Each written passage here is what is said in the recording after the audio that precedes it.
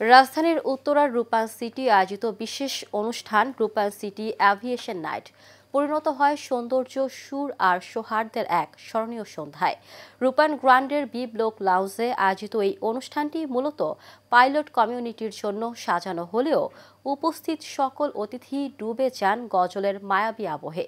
শিল্পীদের একের পর এক হৃদয়স্পর্শী গজল পরিবেশন করে শ্রোতাদের মুগ্ধ করেন। মোহাম্মদ শাহজাহানের ক্যামেরায় ওয়ালিদ সিদ্দিকের রিপোর্ট। সেই এগ্রিমেন্টে আছে যে আমি এবং আমার জেএস সেক্রেটারি দুইজন আমরা মাঝে মাঝে থাকতে পারি আর কি। তো হাউএভার আপনাদের এই প্রজেক্ট আমি মনে করি যে এটা it's pride for the country. আমি যেহেতু নেভি থেকে আসছি, সবাইকে অবাক হয় যে আমি আমার হাউজিং এর সাথে কিভাবে জড়িত হলাম। স্বাভাবিক। আসলে আমার মেন্টর হলেন সম্পূর্ণভাবে 100% অনারেবল চেয়ারম্যান। রূপায়ণ সিটি উত্তরা পাইলটদের জন্য এভিয়েশন নাইট অনুষ্ঠান আয়োজন করে। তার মধ্যে এগুলো আমাদের যেহেতু আমার 22 বছরের অভিজ্ঞতা আছে অ্যাজ অফিসার ইন নেভি, সুতরাং এসব অ্যাডমিনিস্ট্রেটিভ সাইটগুলো অন্তত আমি দেখতে পারবো, নো ডাউট। তারপর থেকে 2-3টা ট্রিপে আমাকে নিয়ে গেছিল মালয়েশিয়া অ্যান্ড থাইল্যান্ড।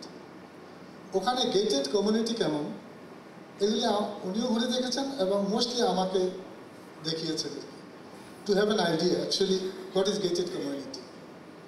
তখন থেকে আমার মাথায় আসলে কিছু ঢুকছে।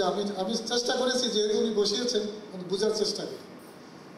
তখন থেকে আমি কিন্তু আসলে আস্তে আস্তে বোঝার চেষ্টা করি যে হাউজিং সোসাইটিটা কি, একটা গেটেড কমিউনিটি কি, একটা টাউনশিপ কি। রূপায়ণ সিটির মনোরম পরিবেশে জনপ্রিয় শিল্পীরা পরিবেশন করেন ক্লাসিক ও আধুনিক গজলের অনবদ্য সমাহার। সুর ও অনুভূতির মেলবন্ধনে তৈরি হয় এক অনিন্দ সুন্দর পরিবেশ। অনুষ্ঠানে উপস্থিত ছিলেন রূপায়ণ গ্রুপের কো চেয়ারম্যান মাহির আলী খান রাতুল। তিনি পাইলটদের সাথে নানা বিষয়ে কথা বলেন। বাংলাদেশ পাইলট অ্যাসোসিয়েশনের সভাপতি ক্যাপ্টেন বাসিদ মাহতাব বলেন, রূপায়ণ সিটি উত্তরা বাংলাদেশের অত্যন্ত ইউনিক ও চমকপ্রদ একটি প্রজেক্ট। এমন নিরাপদ প্রিমিয়াম পরিবেশ যা পাইলট কমিউনিটির জন্য খুবই উপযোগী। এই ধরনের সিকিউর একটা গেটেড কমিউনিটি ঢাকার এই উত্তরাতে আছে, এটা আমার ধারণা ছিল না। সো আমি মনে করি যে এটা ফর লিভিং, যারা বিশেষ করে আমরা যারা পাইলট আছি, বাইরে থাকি, আমাদের ফ্যামিলি থাকে এখানে একা, তাদের জন্য সেলফ সাফিসিয়েন্ট একটা জায়গা যেখানে সব কিছু আছে এবং ফুললি প্রোটেক্টেড অ্যান্ড সিকিউরড।